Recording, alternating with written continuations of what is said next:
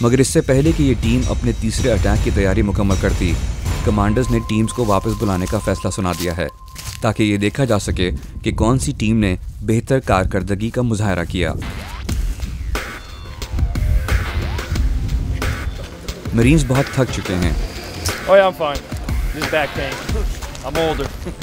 اور اب انتظار میں ہیں کہ ان کے کمانڈرز ان کی کارکردگی کا جائزہ لینا شروع کریں۔ کافی نکتہ چینی کے بعد کمانڈرز نے اس بات کا تعین کیا کہ دونوں ٹیمز نے آج اچھی کوششیں کی ہیں، مگر کوئی بھی ٹیم آج کی ٹریننگ میں جیت نہیں سکی۔ کل یہ ٹریننگ دوبارہ شروع ہوگی۔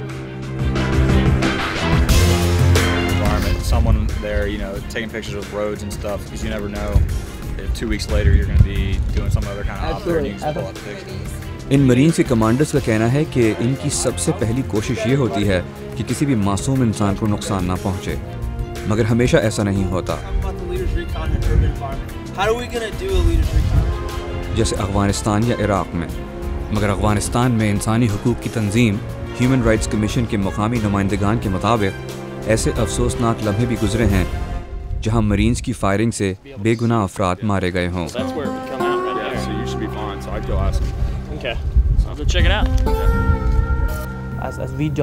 ہمارے دستاویزی ثبوت کے مطابق جن لوگوں پر امریکی افواج نے فائرنگ کی تھی وہ نہتے شہری تھے، اور اس کے علاوہ ان کی گاڑیوں پر بھی فائرنگ کی جا چکی ہے، جس میں ٹیکسیز بھی شامل ہیں اور پبلک ٹرانسپورٹ بسز بھی، اور ایک کیس میں تو 1 سالہ بچہ بھی تھا۔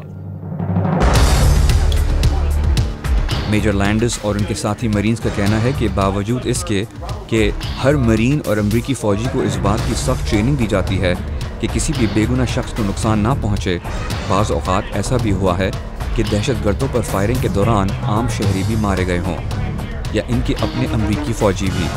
بقول ان مرینز اور ان کے کمانڈرز کے دہشت گرد شہریوں کے بیچ چھپتے ہیں، اور اسی لیے مرینز کے لیے ان کا مشن اور بھی دشوار ہو جاتا ہے۔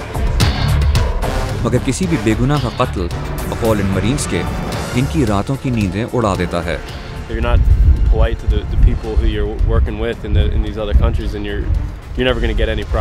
ان مرینز کے مطابق زیادہ تر لوگ معصوم ہیں اور یہ ان کے ساتھ عزت سے پیش آتے ہیں، کیونکہ ان کا موقف عوام کا دل جیتنا اور ان کی حفاظت کرنا ہے۔ مگر افغانستان میں ہیومن رائٹس کمیشن کے نمائندگان کے مطابق کچھ بے گناہ افراد امریکی افواج کی فائرنگ سے اپنی جانیں کھو بیٹھتے ہیں۔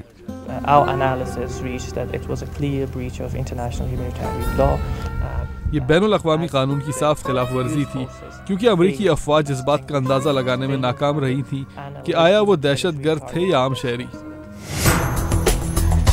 مگر میجر لینڈس کا کہنا ہے کہ ایسی کوئی بھی فائرنگ جان بوجھ کر نہیں کی جاتی۔ The local police, the sheikh, whoever's in charge, and then get inside the community. US Army major Landis یہ بھی کہتے ہیں کہ ہم اپنی بندوقیں تانے لوگوں پر فائرنگ کرنے کے لیے اپنا ملک چھوڑ کر کسی دوسرے شہر میں داخل نہیں ہوتے، بلکہ شہر کی لوکل پولیس، جرگا یا مقامی نمائندگان کی مدد کے ساتھ کام کرتے ہیں۔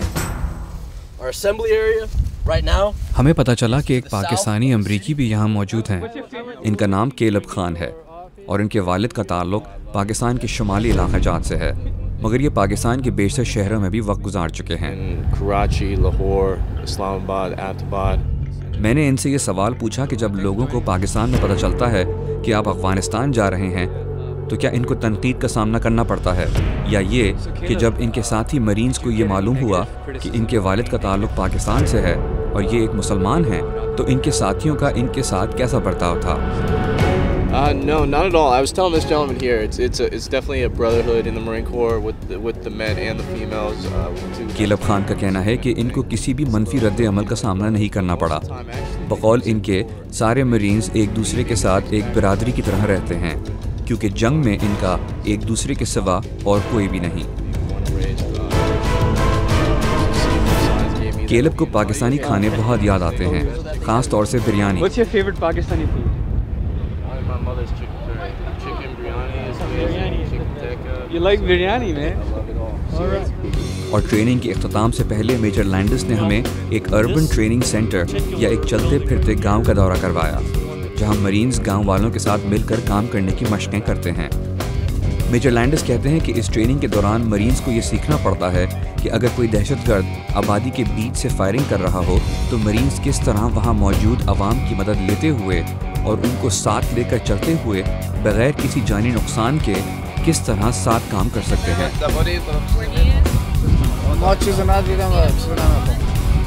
بقول میجر لینڈس کے یہ ٹریننگ ان مرینز کے اصل مشن کے بہت قریب ہے، کیونکہ مقامی شہریوں کی مدد کے بغیر انہیں کسی بھی قسم کی کامیابی نہیں مل سکتی۔ مرین کمانڈرز نے یہ بھی کہا کہ مرینز کو ہر شہر کے بزرگ وہاں کی جرگہ یا شہریوں کے ساتھ احترام سے پیش آنے کے احکامات دیے جاتے ہیں۔ مرینز کا کہنا ہے کہ زیادہ تر لوگ ان سے چاکلیٹس اور کھانے پینے کی اشیاء مانگتے ہیں اور ان کے ساتھ اچھا برتاؤ کرتے ہیں، مگر کبھی کبھی لوگ ان کو چائے کے بہانے بلا کر مرینز پر فائرنگ بھی کر دیتے ہیں۔ اور جیسے ہی مرینز نے جرگہ کے ساتھ بات چیت کا سلسلہ شروع کیا، ان کو گولیوں کی آوازیں سنائی دینا شروع ہو گئیں۔ مرینز اپنا اور ساتھ موجود جرگہ ممبران کا دفاع کرتے ہوئے متبادل حکمت عملی اختیار کرنے کی کوششیں کر رہے ہیں۔ گھروں کے اندر اور باہر سے ان پر فائرنگ کی جا رہی ہے۔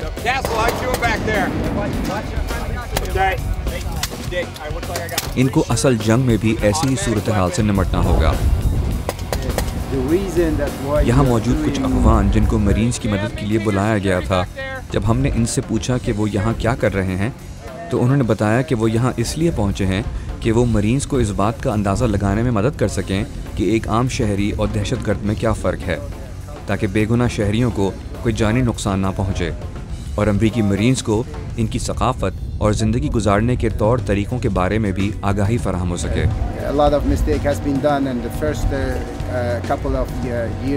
جیسے کچھ علاقوں میں شادیوں کے دوران لوگ بندوقوں سے فائرنگ کر کے شادی کی خوشیاں مناتے ہیں، مگر اس کا یہ مطلب نہیں کہ مرینز ان کو دہشت گرد سمجھ کر ان پر فائرنگ کرنا شروع کر دیں۔ یو ایس مرین بیس کوانٹیکو میں مرینز کو صرف جنگ کے میدان سے منسلک ٹریننگ ہی نہیں دی جاتی، بلکہ تعلیم کے ساتھ ساتھ یہ بھی سکھایا جاتا ہے کہ خالی ہاتھ یا بغیر بندوقوں اور ہتھیاروں کے آپ کیسے اپنے حریف پر قابو پا سکتے ہیں۔ کوانٹیکو مرین بیس بیسک اسکول کے سابق کمانڈر کرنل جارج سمتھ کا کہنا تھا کہ ایک مرین کے لیے دونوں تربیتیں ضروری ہیں، ہتھیار کے بغیر اور ہتھیار کے ساتھ، مگر ان مرینز کا اصل کام یہ ہے کہ یہ اپنا کردار اور اپنی شخصیت کو کس طرح بہتر سے بہتر بنا سکتے ہیں۔ First and foremost, when these officers leave here and continue their service, we want at their foundation for them to be men and women of exemplary character. جب میں نے کمانڈر سے یہ پوچھا کہ ان مرینز میں سے کتنے فوجی اگلے سال زندہ واپس آ سکیں گے، ان میں سے کسی کے پاس اس کا جواب نہیں تھا۔ عمران صدیقی، اردو VOA، کوانٹیکو مرین بیس، ورجینیا۔